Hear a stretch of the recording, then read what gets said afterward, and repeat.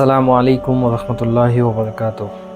मुहतरम हुज्जाज किराम, मोतमिरीन किराम, ज़ुयफ़ुर रहमान और तमाम ही नाज़रीन किराम, हम आपका दिली खैर मक़दम करते हैं। जैसा कि आप देख रहे हैं कि आपके अपने इस यूट्यूब चैनल पर अलमानुस ग्रुप्स के यूट्यूब चैनल पर ज़ियारतों का सिलसिला शुरू है। इसी सिलसिले को जारी रखते हुए ये मदीना मुनव्वरा के मुक़द्दस और तारीख़ी मकामात की ज़ियारतों का पहला हिस्सा है, ये पार्ट 1 है। इंशाअल्लाह आज की ज़ियारत में मस्जिद क़ुबा शामिल रहेगी। मस्जिद क़ुबा, फिर हज़रत कुलसूम बिन हदम रज़ियल्लाहु ताला अन्हु का मकान, हज़रत साद इब्न खैसमा रज़ियल्लाहु ताला अन्हु के मकान की जगह, और बीर अरीस या बीर ख़ातम, अल्लाह के नबी सल्लल्लाहु अलैहि वसल्लम ने अपने सहाबा किराम को जन्नत की बशारतें दी थी। और जिस कुएँ में अल्लाह के नबी सल्लल्लाहु अलैहि वसल्लम की अंगूठी, जिसे आप मुहर लगाया करते थे, वो गिर गई थी हज़रत उस्मान इब्न अफ़्फ़ान रज़ियल्लाहु ताला अन्हु के दौर खिलाफत में। और मस्जिद जुमा, ये तमाम ज़ियारतें आज की इस वीडियो में इंशाअल्लाह शामिल रहेंगी, तो हमारे साथ आखिर तक बने रहें। अभी हमारे इस चैनल को सब्सक्राइब करें और बेल आइकन को ज़रूर क्लिक करें ताकि आपको हमारी तमाम वीडियोस बर वक्त मिलती रहें।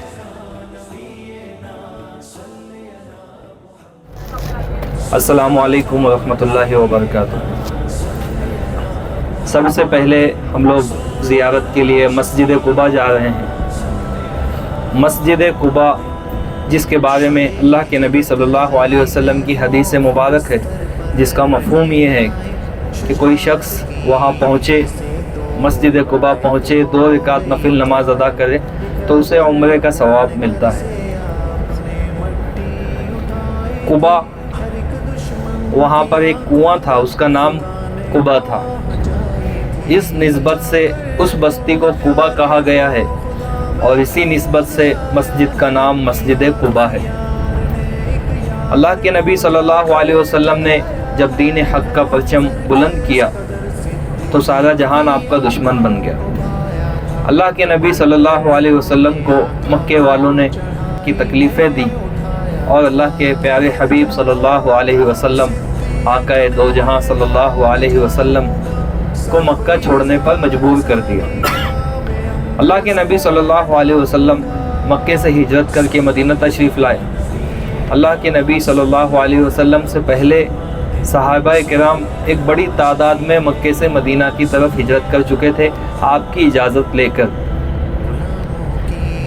यहाँ पर कोई मस्जिद तामीर नहीं हुई थी, तो मदीना मुनव्वरा में हज़रत असद इब्न ज़ुरारा रज़ियल्लाहु ताला अन्हु के मकान पर नमाज़ें होती थी। कोई बाकायदा मस्जिद जब तक तामीर नहीं हुई थी। अल्लाह के नबी सल्लल्लाहु अलैहि वसल्लम जब मक्के से निकले थे तो यहाँ मदीना मुनव्वरा में ख़बर पहुँच गई थी कि अल्लाह के नबी सल्लल्लाहु अलैहि वसल्लम मक्के से निकल गए हैं। तो यहाँ से नौजवान सुबह तैयार होकर क़ुबा पहुँच जाते थे, क्योंकि मदीना से जो रास्ता है, मक्के का जो रास्ता है मदीना की तरफ, वो क़ुबा होते हुए मदीना में दाखिल होते हैं। तो मदीना के नौजवान रोज़ सुबह तैयार होकर क़ुबा पहुँच जाया करते थे और दोपहर तक इंतज़ार करते थे। जब धूप तेज़ होती थी तब वापस लौट कर आ जाया करते थे। अल्लाह के नबी सल्लल्लाहु अलैहि वसल्लम जिस दिन क़ुबा पहुँचे, 8 रबीउल अव्वल पहली हिजरी, सितंबर का महीना 622 ईस्वी को अल्लाह के नबी सल्लल्लाहु अलैहि वसल्लम क़ुबा पहुँचे थे। मदीना से पहले अल्लाह के प्यारे हबीब सल्लल्लाहु अलैहि वसल्लम ने क़ुबा में क़याम किया था। नौजवान इंतज़ार करके वापस आ चुके थे, तो क़ुबा और मदीना के दरमियान में एक कबीला था यहूदियों का, जिसका नाम था बनु कैनुका। ये आबाद थे वहाँ पर। तो नौजवान इंतज़ार करके वापस हो गए थे, तो वो बनु कैनुका का एक शख्स एक टीले पर चढ़ा हुआ था। तो उसने गर्द गुबार उठता हुआ देखा क़ुबा से बिल्कुल परे।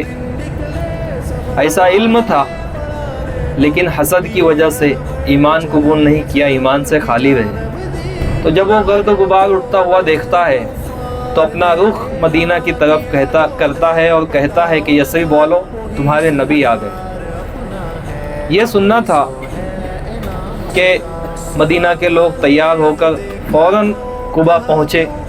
जब तक حضرت ابو بکر صدیق رضی اللہ تعالیٰ عنہ اللہ کے نبی صلی اللہ علیہ وسلم کو ایک چٹان کے سائے میں بٹھا چکے تھے۔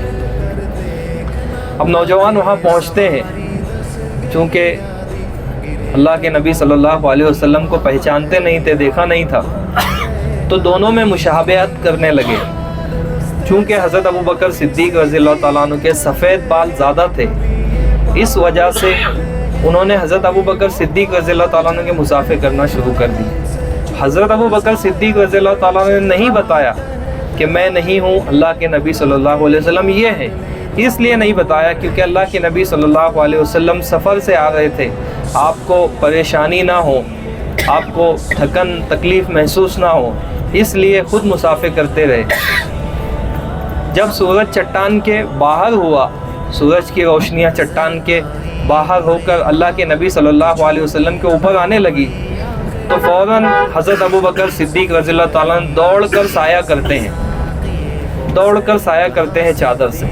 اس پر نوجوان سمجھ جاتے ہیں کہ سارے مسافے ہی غلط ہو۔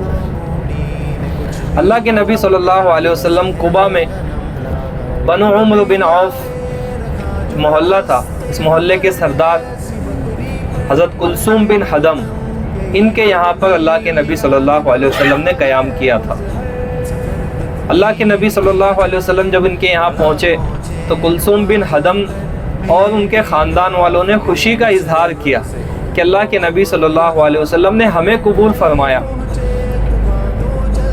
تو کلثوم بن حدم نے آواز لگائی اپنے غلام کو، نجیح کھجورے لے کر آؤ، مہمان آئے ہیں۔ تو نجیح کا معنی ہوتا ہے کامیاب، تو فوراً اللہ کے نبی صلی اللہ علیہ وسلم کی زبان مبارک سے نکلتا ہے کہ ہماری ہجرت کامیاب ہوئی۔ اللہ کے نبی صلی اللہ علیہ وسلم کلثوم بن حدم کے یہاں پر آپ نے قیام کیا اور پہلی خواہش بتائی کہ یہاں پر مسجد تعمیر کی جائے۔ تو کلثوم بن حدم کی ہی زمین پر، ان کی ہی جگہ پر مسجد قباء کی تعمیر ہوئی۔ وہاں سے اللہ کے نبی صلی اللہ علیہ وسلم پھر مدینہ منورہ کی طرف نکلے تھے۔ قباء میں ہی اللہ کے نبی صلی اللہ علیہ وسلم اور حضرت سلمان فارسی رضی اللہ تعالیٰ عنہ کی پہلی ملاقات ہوئی تھی۔ تو مسجد قباء یہ باقاعدہ پہلی مسجد ہے جس کی سنگ بنیاد خود اللہ کے نبی صلی اللہ علیہ وسلم نے رکھی تھی۔ ابھرتا دین دیکھا تو کفر سر جوڑ بیٹھا ہے، مقام دار ندوہ کی طرف رخ موڑ بیٹھا ہے۔ ادھر گمراہ کرنے کے لیے شیطان بھی آ پہنچا، بزرگانہ سے لہجے میں چلوں گا چال یہ سوچا، دیا یہ مشورہ کر دو قتل سرکار عالم کو، رہے نہ دین پر کوئی نہ اسلام سالم ہو، کوئی تدبیر سوچے لاکھ پر اللہ اللہ ہے، ہر ایک تدبیر کا بانی فقط میرا ہی اللہ ہے، عرش سے لاڈلے کا انتظام ارتحال آیا، مدینے کی طرف چلیے یہ حکم ذوالجلال آیا۔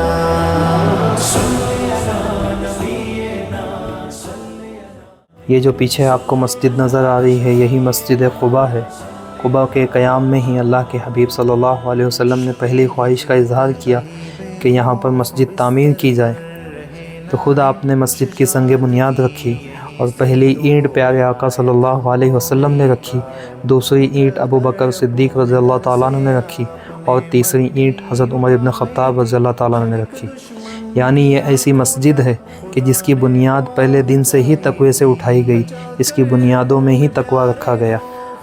اور قرآن پاک سورہ توبہ آیت نمبر 108 میں بھی اس کا ذکر ہے، لا تقم فيه أبدا لمسجد أسس على التقوى من أول يوم أحق أن تقوم فيه رجال يحبون أن يتطهروا والله يحب المطهرين، کہ وہ مسجد جس کی بنیاد پہلے دن سے ہی تقوی پر رکھی گئی ہے وہ اس قابل ہے کہ اس میں جایا جائے اور نماز پڑھا جائے۔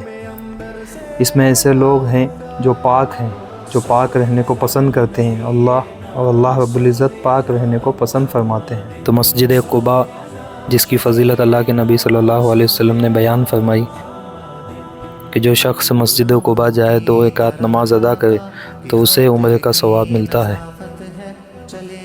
حضرت عبداللہ ابن عمر رضی اللہ تعالیٰ عنہ مروی ہیں کہ اکثر و بیشتر حضور پاک صلی اللہ علیہ وسلم قباء تشریف لایا کرتے تھے، کبھی سواری سے تشریف لایا کرتے تھے، کبھی پیدل تشریف لایا کرتے تھے اور یہاں پر نمازیں ادا فرمایا کرتے تھے۔ اس تعمیر کے بعد سب سے پہلے توسیع حضرت عثمان ابن عفان رضی اللہ تعالیٰ عنہ کی دور خلافت میں ہوئی۔ پھر اس کے بعد جب ولید ابن عبد الملک کا دور آیا تو ولید ابن عبد الملک اپنے چچا زاد بھائی اور مدینہ کے جو گورنر تھے حضرت عمر ابن عبد العزیز رحمۃ اللہ علیہ کو حکم دیا کہ اس میں مزید توسیع و تجدید کی جائے۔ تو سب سے پہلے مینار اسی دور میں تعمیر ہوئے اور سب سے پہلے مینار جنہوں نے تعمیر کروائے وہ حضرت عمر ابن عبد العزیز رحمۃ اللہ علیہ۔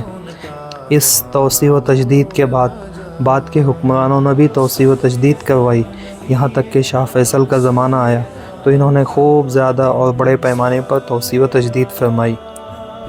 ابھی اس وقت آپ دیکھ رہے ہیں کہ ماشاءاللہ مسجد پر 4 مینار ہیں اور کل 56 گنبد ہیں اور یہ پوری مسجد 50,000 اسکوائر میٹر کے رقبے پر پھیلی ہوئی ہے۔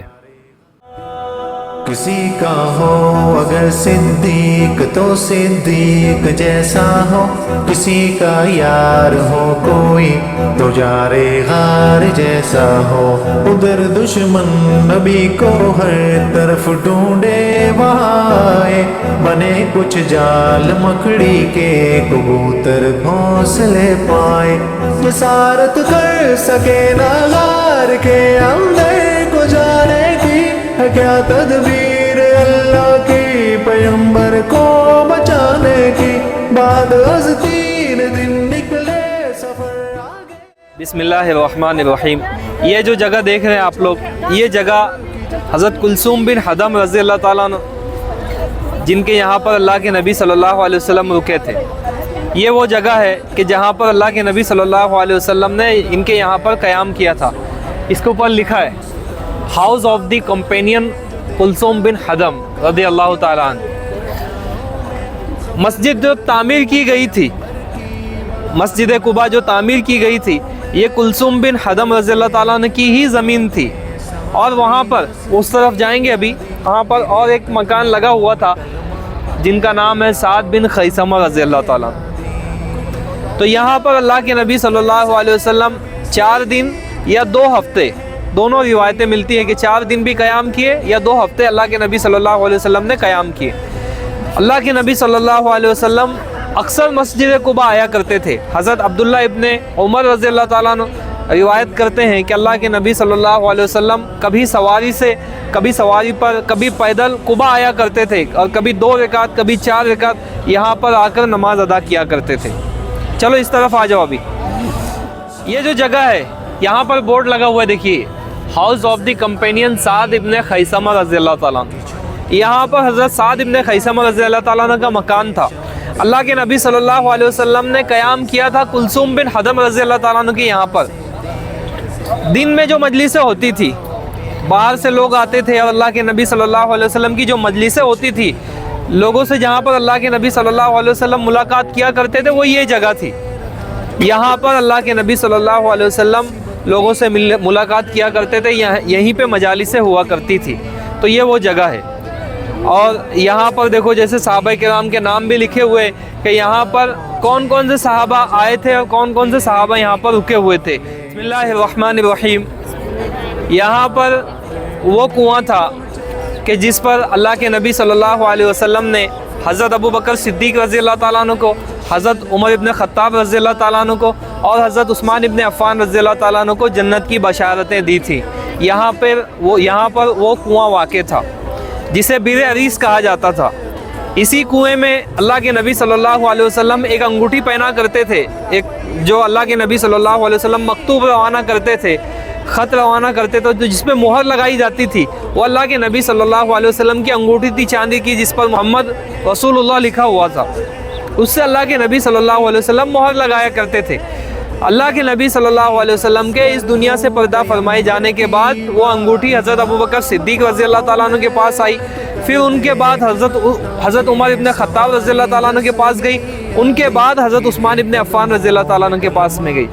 تو حضرت عثمان ابن عفان رضی اللہ تعالیٰ عنہ کی انگلی سے گر کر وہ انگوٹھی اس کنویں میں گر گئی تھی، انگوٹھی انگلی میں سے نکل کر اس کنویں میں گر گئی تھی۔ کنویں کا پانی خالی کرایا گیا لیکن انگوٹھی نہیں ملی، تو اس کنویں کو بند کر دیا گیا۔ اس کے بعد سے اس کنویں کا نام بئر خاتم ہو گیا۔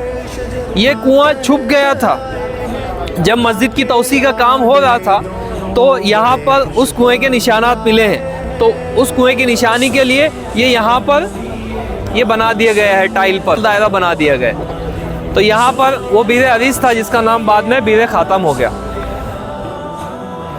اللہ کے نبی صلی اللہ علیہ وسلم بروز جمعہ جب قباء سے مدینہ منورہ جانے کے لیے روانہ ہوئے تو قباء اور مدینہ کے درمیان میں ایک محلہ تھا، بنو سالم کا محلہ تھا۔ اللہ کے نبی صلی اللہ علیہ وسلم وہاں سے گزر رہے تھے تو اس طرف جو مسجد ہے وہ سفید کلر کی جو مسجد ہے یہ مسجد جمعہ ہے،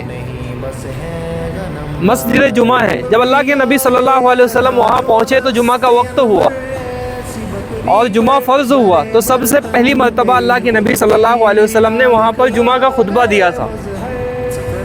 تو وہ مسجد جمعہ ہے جہاں پر 5 وقت کی نمازیں ہوتی ہیں، اور جس کی زیارت کے لیے آپ پیدل بھی آ سکتے ہیں۔ اپنا گیٹ نمبر 310 سے جو سیدھا والا راستہ نکلتا ہے الاف تک وہ ہوٹل کا، وہ یہاں تک کے آتا ہے پورا مسجد ہے۔ اب 310 نمبر گیٹ سے لے کے مسجد قباء تک ایسے ہی راستہ بنا ہوا ہے پورا۔ سفر تکمیل کی جانب بڑا پہنچے قباء جا کر، ملے کئی قافلے یثرب سے ان کو اب یہاں آ کر۔ علی پہنچے قباء تو چل دیا یہ قافلہ آگے، سمائے جشن تھا جتنا رہا تھا فاصلہ آگے، ترانے ان کی آمد کے ہر ایک جا گونجتے پائے، گھروں سے بیت خانوں سے سبھی باہر نکل آئے۔ ابو